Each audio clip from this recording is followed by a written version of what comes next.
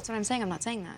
Not saying what? You took advantage of me. I don't think I didn't. Okay, see, this is my point. Like, given the circumstances, Bear's being pretty normal about this. Like, he could have slept with her, or he could have taken some kind of advantage of her, but he was rather gentlemanly. Hey bro, it's time to give up the mic. How does this guy have 4 million subscribers? Holy shit. The bar of morality for this guy is an absolute hell, because oh my god. Well, he could have her, but he didn't, so he's not that bad of a guy. This guy has 4 million subscribers, by the way. Let me just mention that. And if you are somehow blessed enough to not know this guy at all, let me give you a quick rundown. So Alex Meyers is a commentary reaction YouTuber and critic known for his comedic animated reviews of teen and young adult television shows and films, primarily from Disney Channel, Nickelodeon, and Netflix. And yes, I read that directly from Wikimedia because I don't like this guy enough to make a personalized description for him. But if I was to take a crack at it, I would say that he makes quote unquote lazy content, and that quote is from me. And what I mean by that is, instead of actually reviewing the movie, he kind of just summarizes the plot and says a few corny jokes in between it, and then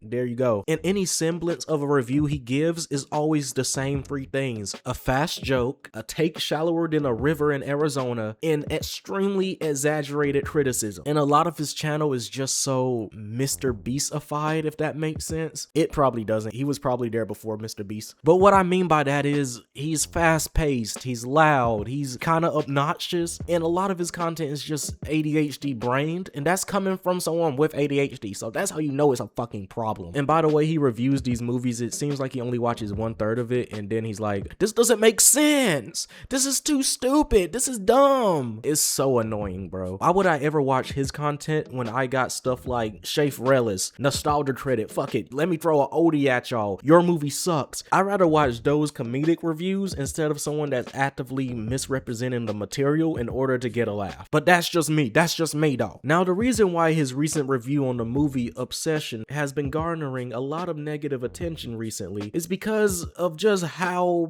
bad his takes were. Not like his takes are usually good in any sense or fashion. Go watch his Encanto video if you really want some rage bait. But this one is so egregious that it has sparked uproar within the whole film community. And a part of me thinks he knew this would happen because he puts a fucking warning in the beginning of the video. Okay, I'm gonna go ahead and give a quick overview of the movie Obsession, just in case y'all haven't watched it. Skip to this point if you want to get back to Alex. So Obsession is about a lonely guy named Bear who snaps a magical one-wish willow to make his unrequited crush Nikki fall in love with him. The wish creates a violently obsessive entity that ultimately hijacks Nikki's mind, leading to horrific murders and a tragic, deadly climax. And everybody calls this movie the next coming of horror Jesus. So yeah, it's pretty popular and I think it's pretty good too. But let's get back to Alex bitch ass. Now, no one is saying he can't have a bad opinion, because as we know, YouTube is just a cesspool of bad opinions. But this is more than just a hot take. This guy is showcasing his character for the entire world to see. And Bear has a huge crush on Nikki, even though Sarah over here is clearly into Bear on some level, and he just like doesn't notice, doesn't care. So Bear's choices are Crystal Mommy or Septum Girl. So like, this dude never stood a chance. Like, you might as well put that chastity belt in your Amazon cart right now, my dude. So he basically fetishizes them throughout this entire review, but that's not what really gets me, because if you watch him, that's kind of the ebb and flow of how he treats women on his channel. I was thinking more ABT. I worry ABT might not be the right fit for a dancer like you. With your medical history? If ABT found out about your scoliosis, I doubt they'd accept you. I mean, I'm not making a lot of scoliosis here, but like, it's just kind of funny that like you have Imogen over here with she's pregnant and her mom died, and then Ferran's biggest problem is like, I might not get into my first choice ballet school. Like, these are not on the same level. We cut to 1 month later. Imogen is living with her friend Tabitha and her mom and trying to put her life back together. Being preggo and then her mom and everything else, like, she just needs some sense of normalcy. That is, of course, until she runs into her old ex-best friend Karen, and okay, perhaps that was a bit too premature in my judgment of you. But not as premature as you're gonna be when I get done with you. But what really gets me is that he's pushing 40 doing this and staunchly defends Bear as the victim throughout this entire fucking review. Mainly because, and these are his own words by the way, he can definitely relate to Bear. And to me, it's not that far-fetched to believe that he would be doing the exact same thing Bear is doing if he had a one-wish willow. Up until this point, Bear was just a dude with a crush on a girl that he was too scared to talk to. Okay, a story of my life. And you know, to Bear's credit, he's not immediately jumping at the chance to take advantage of her or whatever. Like, he gives her privacy and space. He doesn't want to make it weird. He turns around when she takes her shirt off. I expected Bear to be this like horribly angry, misogynistic incel dude, right? But like, up until this point, he's just some super socially awkward loser who has a crush on a girl, and he uses a $7 wishing toy that he assumes is not going to work. And then when Nikki starts acting like this, he's very confused and put off by it. Before I say anything, what the fuck are these animations? Holy shit, these might be the most nonsensical, brain dead animations I've ever seen in my life. I don't know how anyone consumes this without brain damage. Also, does he say to Bear's credit he doesn't take advantage of her? Is that not the bare minimum? No, this has to be rage bait. This has to be rage bait. This is pure incel rage bait. He then says he expected Bear to be this horrible misogynistic character. When he is, it's just subtle. It's like subtlety does not work with people like this. It's like they need the themes and the message of the movie plastered on the feeder screen in order to fully grasp it. Mind you, I guarantee if he was overtly misogynistic, this same guy would be like, this movie's just so on the nose. It's man-hating propaganda.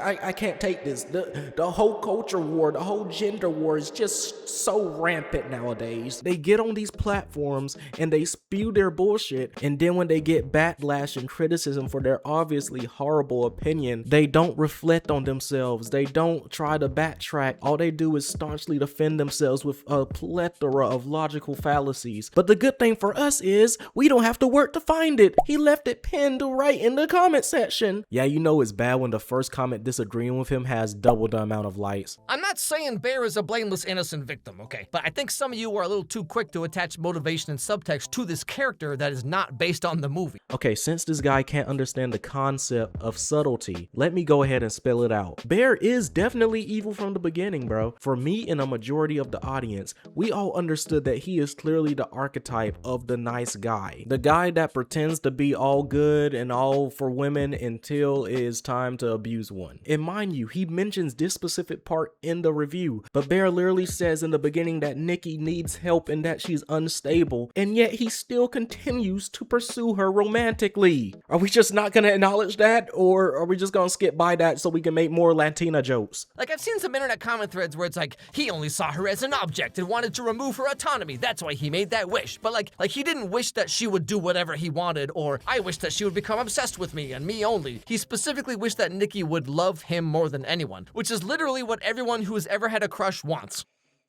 Yeah, I can see why he's divorced. You're telling me that every crush you've had, you wanted them to love you more than their loved ones, than their own child, their own parents. All for a crush. Yo, tell me if Bear is actually behind this. Tell me if Bear's name is actually Alex, because this is a crazy self-report. Like as if half the girls who saw this movie haven't wished the exact same thing before.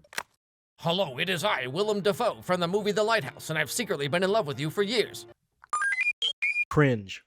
Also incel humor. Aside from that, have you ever talked to a woman before? I know you've been married, but did you actually communicate with her? He then goes on to compare Obsession to, no lie, the Disney original movie starring Zendaya, Zapped. Like, are you all equally upset about the Disney Channel original movie Zapped or 16 Wishes? Because fundamentally, these are all the same movie. Are you dead ass, Ed Bowie? But nothing is more nonsensical than whatever the fuck kind of point he was making here. Ultimately, Bear is the bad guy. He doesn't know what he did until late in the movie. Nikki is completely innocent. Her life is forever ruined because of some depressed, selfish loser guy, okay? Yes, like that's the outcome of the movie. But how we get to that point, I think, is a lot more nuanced than a lot of you were giving the movie credit for. And I actually agree on his point on the lack of nuance people are giving this movie, because he is a shining example of that. Also, a few hours ago, he just released a here nigga damn ass apology video. If a nigga starts his sentence with I'm sorry if, I'm telling you the rest of that apology is bullshit, bro. And you already know with every apology video a YouTuber makes, their loyal dick riders will always say, you didn't need to make this apology, it wasn't necessary. They're just offended by jokes. When he spends a majority of this review deadass being a pseudo lawyer for Bear with no jokes involved, I'm just gonna straight up say it. If you defend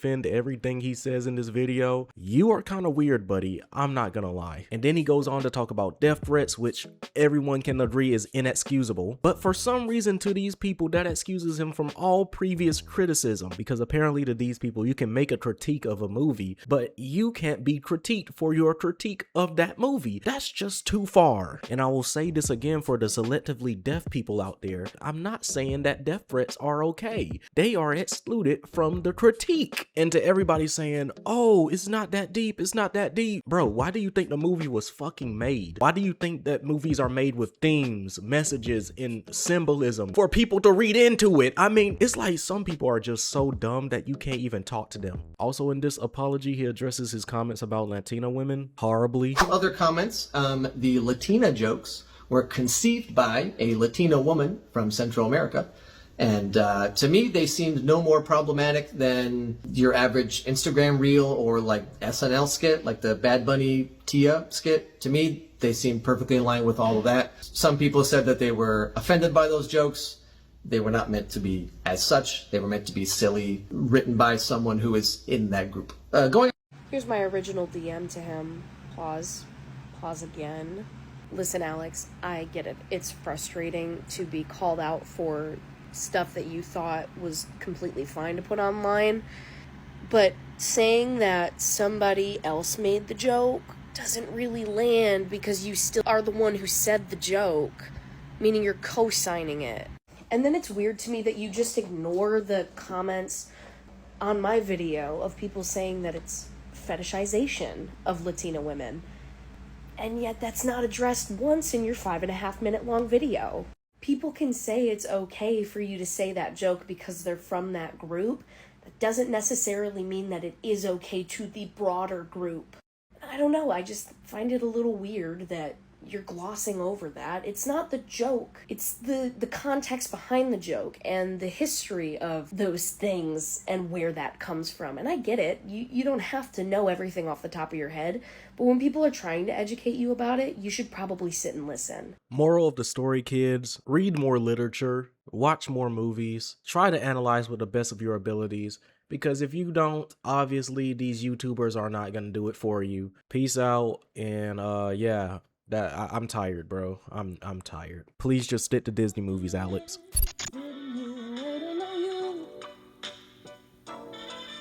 Waiting.